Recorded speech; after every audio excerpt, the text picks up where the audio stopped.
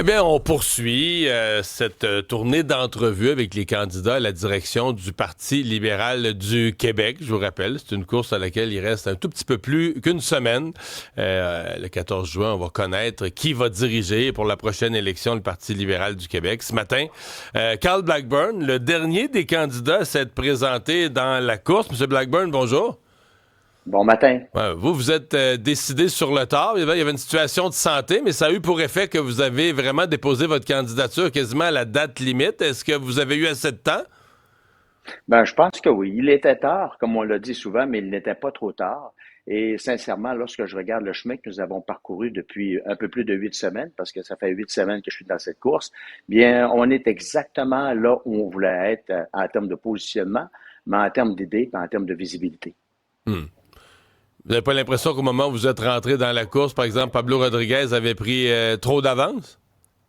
Ben, il y avait de l'avance, mais comme je l'ai mentionné, une course à la chefferie, c'est pas un concours de notoriété, hein. C'est une course où tu dois aller parler aux membres du Parti libéral du Québec.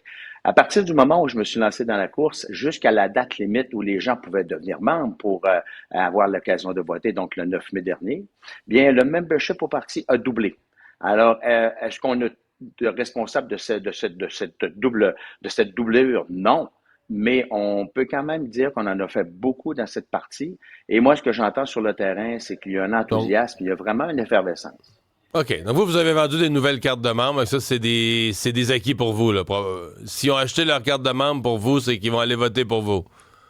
Ben, comme vous le savez, M. Dumont, en campagne électorale, il faut être capable de bien identifier ceux qui veulent nous supporter. Mhm. Et le défi va être de faire sortir ceux qui sont pour nous. Alors ça, c'est un autre défi extrêmement important qui va commencer le lundi prochain, le 9, parce que les gens vont pouvoir commencer à voter à partir de lundi Toute la et semaine ils vont avoir prochaine. l'occasion de voter toute la semaine, effectivement. C'est quoi vos idées propres? Parce qu'à un moment donné, les gens peuvent pas, tu sais, les programmes, tel candidat, surtout dans une course au leadership, tel candidat, c'est le nationaliste, tel candidat, c'est le plus économique, tel candidat, c'est ceci, cela. Si on veut simplifier la candidature, Carl Blackburn, c'est quoi? C'est l'économie et les régions.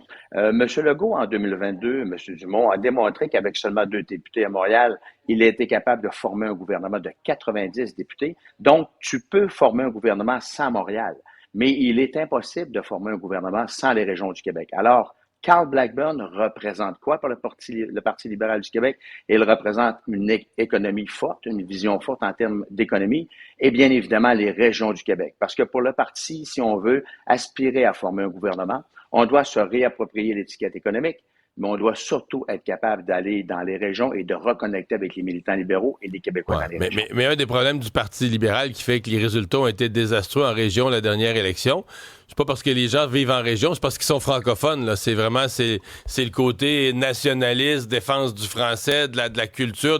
Et c'est ça que le Parti libéral a échappé, là, parce que si les gens des régions, là, pour une grande partie, ce sont des francophones, comment vous allez vous reconnecter avec eux? Ben, d'abord, lorsque les francophones m'ont entendu dans mon débat en anglais, j'ai eu plusieurs commentaires de plusieurs d'entre eux. On dit, hop, là, on a un francophone avec nous autres qui veut être à la tête du Parti libéral du Québec. Ça, c'est un message qui est important. Et en même temps, de quelle façon les gens dans les régions du Québec, M. Dumont, ont besoin de reconnecter même avec le gouvernement du Québec. Parce que, qu'on le veuille ou non, on accepte un contrat au Québec. On signe, on paie des taxes, on paie des impôts. En contrepartie, on veut recevoir des services de qualité. Malheureusement, actuellement, il y a un bris de contrat entre le gouvernement du Québec et les citoyens du Québec. Et moi, avec ma vision, portée sur l'économie, parce que tout est possible à partir du moment où nous avons une économie qui est forte, ben, ma vision va davantage parler aux gens des régions, j'en suis convaincu. Hmm. Une des choses qui vous a démarqué dans les débats, c'est vos positions sur l'immigration. Mais c'est drôle, vous avez soutenu l'idée qu'il faut plus d'immigration en termes de main-d'œuvre, de besoin de main-d'œuvre des entreprises. Mais là, on est justement dans ce débat-là présentement à l'Assemblée nationale. Le gouvernement vient de déposer des cibles d'immigration.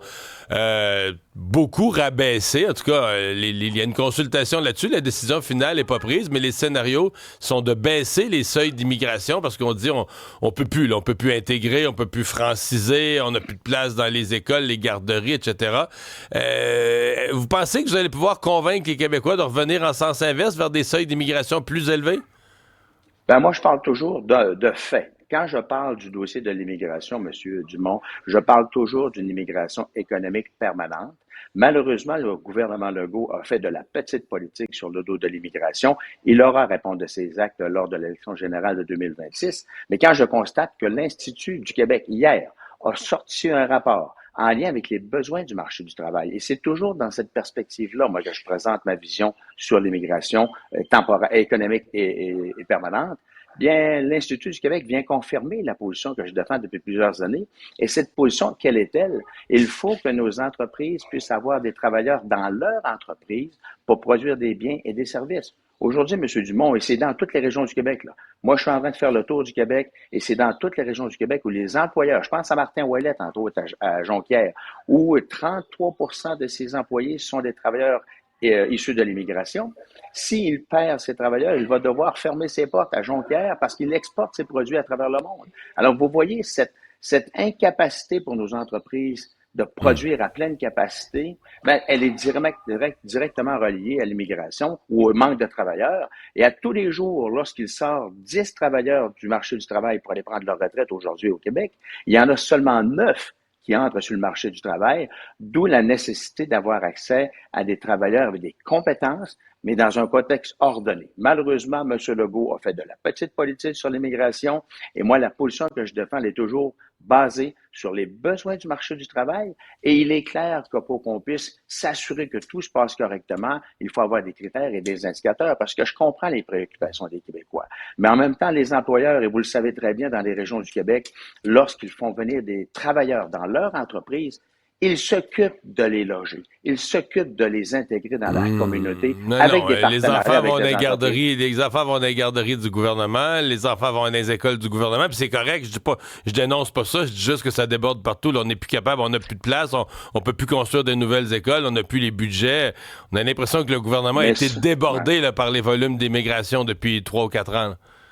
On a été débordés par ce qu'on appelle l'immigration, les réfugiés politiques, les demandeurs d'asile. C'est cette catégorie d'immigration, M. Dumont, qui met une pression sur nos services publics parce que au Québec, nous sommes 22% de la population québécoise, canadienne, et on reçoit près de 50% de cette immigration ici au Québec, ce qui est inacceptable. Les autres provinces canadiennes doivent accueillir davantage de demandeurs d'asile, de réfugiés politiques, réunification familiale, et ainsi répartir cette responsabilité sur le dos des autres provinces canadiennes et non pas seulement sur celle du Québec. Et moi, dans ce contexte-là, avec une vision claire, avec des indicateurs et des critères qui vont permettre d'assurer l'intégration de ces travailleurs avec des compétences pour venir dans nos entreprises, créer de la richesse, payer des taxes et des impôts, je pense que le Québec peut être plus grand, plus fort. Carl Blackburn, bonne fin de campagne. Bonne chance pour cette élection à la chefferie. Merci d'avoir été là. Merci de l'invitation. Bonne journée.